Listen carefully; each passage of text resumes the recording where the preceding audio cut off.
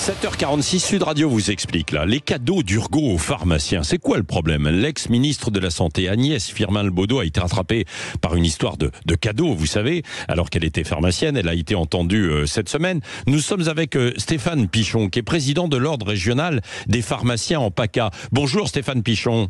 Oui, bonjour, en PACA et en Corse. Et en PACA et en Corse. Il faut le signaler et le préciser, parce qu'en plus, on nous écoute beaucoup en Corse, bien sûr.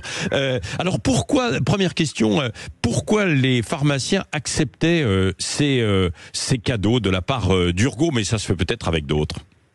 Ah, écoutez, donc cette loi anti-cadeau, elle a été durcie en 2017, elle avait été faite dans les années 90 pour les médecins, et pour éviter qu'il y ait des prescriptions de médicaments uniques et donc que les patients n'aient qu'un seul type de produit, par exemple. Ouais. Cette loi, c'est-à-dire, elle s'est appliquée en vainquant le laboratoire Urgo est un vendeur de médicaments, mais surtout de compresses, par exemple. Ce qu'on appelle cette loi, elle s'est appliquée sur les compresses. Donc c'est vrai qu'il n'y a jamais eu de patients lésés au sens strict du terme. C'est une erreur économique, mais pas une erreur sanitaire. Ouais.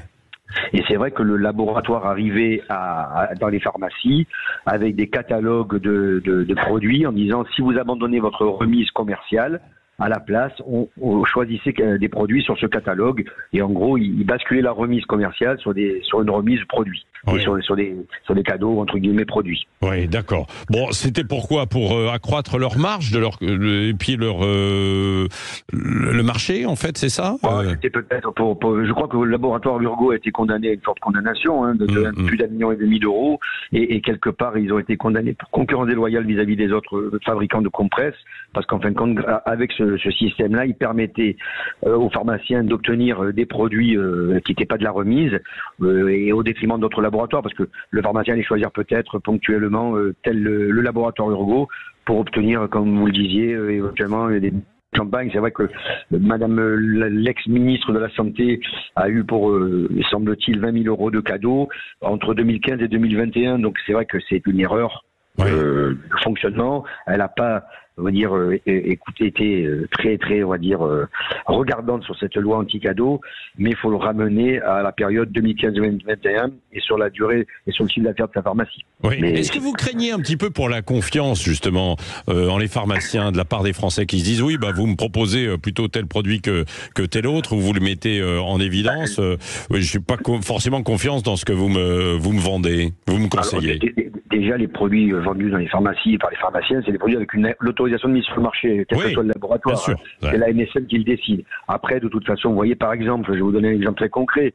Vous avez un sirop contre la toux, ils ont tous la même formule. C'est vrai que, mais quelle que soit loi anti-cadeau ou pas loi anti-cadeau, vous allez prendre des produits avec lesquels vous allez mieux négocier un marché. Ça, c'est le fonctionnement d'une économie. Mais quelque part, le patient ne sera jamais lésé ou mis en danger. Et au contraire, quand vous allez passer un marché avec meilleure de remise, donc vous allez plus baisser vos prix. Donc peut-être que le patient, lui, il sera encore plus avantagé. Bon, donc finalement, non, c'est une erreur. C'est une erreur, mais ça qui a permet été quand même finalement énormément poussé par un gros laboratoire.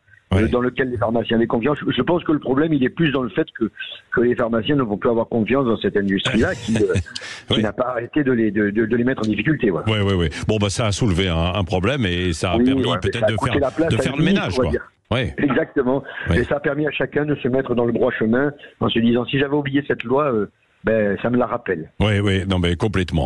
Merci en tout cas, Stéphane Pichon, donc président de l'Ordre régional des pharmaciens en PACA, en Corse aussi. Et je salue au passage. Beaucoup, bonne journée à tout le monde. Bonne journée aussi. Je salue au passage d'ailleurs l'ensemble des auditeurs, et ils sont de plus en plus nombreux dans cette région PACA comme dans les autres régions de France. Vous êtes de plus en plus nombreux à nous écouter. Ça nous fait plaisir, chaud au cœur, et ça nous conforte dans cette idée d'avoir le parlons vrai de Sud Radio. Dans un instant, on va parler de la montagne, du ski, dans les Pyrénées notamment, et puis on aura notre gagnant, notre gagnante. On va voir, suspense, juste avant le journal de 8h.